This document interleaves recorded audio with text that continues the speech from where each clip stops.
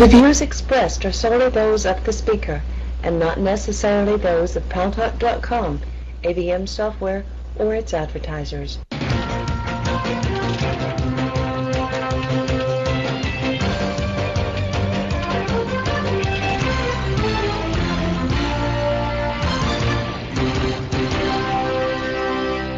Talk is online. News Talk Online is a production of Paltalk.com, the largest multimedia interactive program on the internet with more than 4 million unique users on demand on iTunes and on YouTube and on my site, GaryBaumgarten.com, where you are encouraged to post your comments, whether you agree with yours truly or not. And thanks to our good friends at CRN Digital Talk Radio, we're syndicated to 12 million additional households. I am your host, Gary Baumgarten. I welcome you to the show, and I thank Dan Warner, Paltalk Admin D, for holding down the fort for the past 2 days for me, and Sonny, Pal Editor, for holding down the fort for Boaz as we took the 2 past days off for Rosh Hashanah. And next week you get Mr. Big Fat Dan Warner as your, we say that affectionately, come on. We had to put in a wide angle camera for him, for God's sakes, as your host for Yom Kippur as well. And you know, Yom Kippur is when you go to your friends and family and even your enemies and you ask forgiveness. So now is the time for me to throw the insults. We have 2 very important stories that are converging today, so we're going to split the show in half. First half, we're going to talk about the bailout. The second half, we're going to talk about the debate tonight between the much anticipated debate between Joe Biden and Sarah Palin. Seems that there is far more interest, and I think the numbers will show that there is far more interest in this singular debate between the vice presidential candidates than the 3 debates involving the presidential candidates. And I think that's mainly because we know where Obama and McCain stand on the issues. We know the strengths and weaknesses of both candidates. We know what our personal comfort levels are with each. I really think that for a lot of people in the United States, how the vice presidential debate goes will determine who they will support and vote for president of the United States. You know, 9 of the presidents of the United States have been succeeded in office by their vice presidents because their term of office for one reason or another was cut short.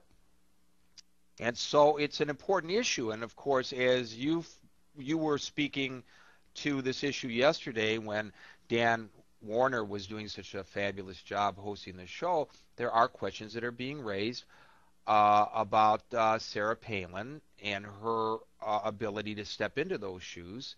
And there are questions about Joe Biden's temperament. So that'll be the second half of the show. A little tease for you there. First half of the show, I really want to talk about this bailout plan. You know, the House voted it down.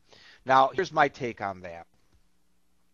They pushed this plan through so quickly, ladies and gentlemen. It didn't give an opportunity for you and I. It didn't give an opportunity for the economists outside of the government to really look at the plan, analyze it, and give us a chance to pick up the phone, type an email, write a letter to our members of Congress telling them what we thought. So because they were shoving it down our throats so quickly, and because it was actually packaged as a Wall Street bailout plan, and because those of us who are affected by the economy on Main Street and on our residential streets were not directly benefiting from the bailout plan, there was a resounding cry from the populace against a passage. Talk radio led the charge. Lou Dobbs over at CNN led the charge and encouraged people, the constituents, the voters, to call, write, and email their members of Congress and say, no way, Jose, on the bailout plan. Well, you know, we talk a lot about the fact that there's a presidential election in November, but there's also a congressional election. Each member of the House of Representatives, as you well know, stands for re-election. And so they are very sensitive to the fact that a significant number of their constituency is reticent about embracing the bailout plan. So they turned it down, and there was both uh, a reaction of hand wringing by some, and there was a reaction of relief and jubilation by others. Um, because the hand wringers were saying, "Oh my God, the economy is now really, really in tough shape," and um, of course, we know why people were doing backflips. Congress finally bent to the will of the people, is what a lot of people felt. Well, since then, they have revamped the plan slightly. They've taken it over to the Senate, and I don't know how many senators stand for reelection, but it's not a majority any election year. They stagger those elections, and so consequently, to them, it's not as important to be directly responsive to the will of the constituents. So they look at it a little bit differently, and of course, it passed in the U.S. Senate. The hope proponents have is that this will pressure members of the House now to support the plan. They are, even as we speak now, they are right now arguing over and debating this bailout plan. Now, let me just tell you something. I do not know, really, whether it's good or bad that the plan failed.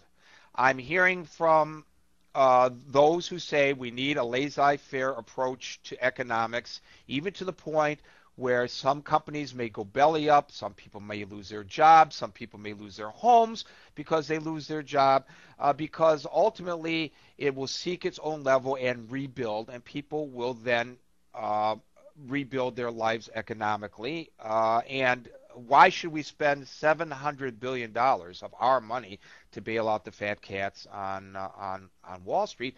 There are others who say, look, it's really not, and the president tried to reformat this argument the other day when he addressed the nation at 8:45 in the morning, when he said, look, this is really